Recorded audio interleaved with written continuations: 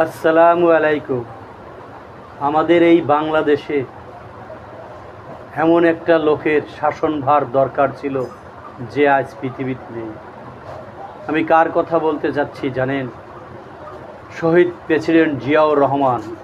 সৎ, নির্ভীক, আদর্শবান। এই সমস্ত এনজিওর লোক দিয়ে বাংলাদেশ শাসন করলে চলবে না। এখানে প্রয়োজন শহীদ প্রেসিডেন্ট জিয়াউর রহমানের মতো লোক। সৎ থাকতে হবে, সাহসী থাকতে হবে এবং কঠিন হস্তে দমন করতে হবে। তাহলে এই বাংলাদেশ শাসন করে আপনি ঠিক রাখতে পারবেন। তা না হলে একটার পর একটা ষড়যন্ত্র চলতেই থাকবে এই বাংলাদেশের পক্ষে। দেখেন, ছাত্ররা বলতেছে 200 থেকে 250 লোক নিহত হয়েছে, অথচ এখানে সরকারিভাবে কতজন লোকের মৃত্যুর ঘোষণা দিয়েছে?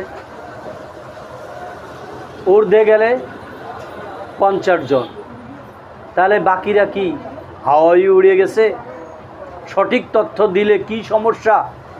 সঠিক তথ্য দেন, সৎ সাহসের মাধ্যমে সঠিক তথ্য দিয়ে জনগণকে জানিয়ে দেন। সারা বাংলাদেশের মানুষ জানুক, সারা পৃথিবীর মানুষ জানুক যে একটা বিমান দুর্ঘটনায় এত লোক নিহত হয়েছে, এত লোক আহত হয়েছে। সৎ সাহস আপনারা কেন দেখাতে পারছেন না? আর মানুষ মরার পরে তাকে কিভাবে বীর শ্রেষ্ঠ উপাধি দিতে পারে?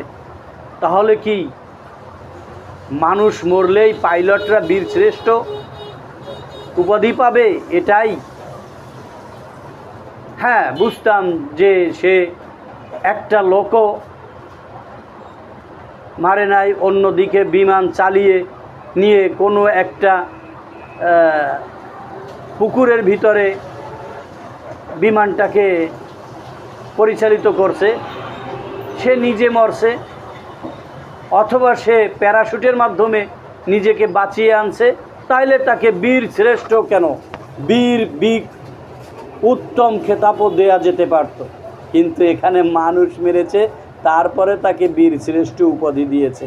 হায় রে বাংলাদেশ, এখানে মানুষ মারলেও বীর শ্রেষ্ঠ উপাধি পাওয়া যায়। সে কি খাইয়ে প্লেন চালায়, সে কি ট্রেনিং নিছে, সেটা কি একবারও দেখবেন না? I am salute the President Ziaur Rahman.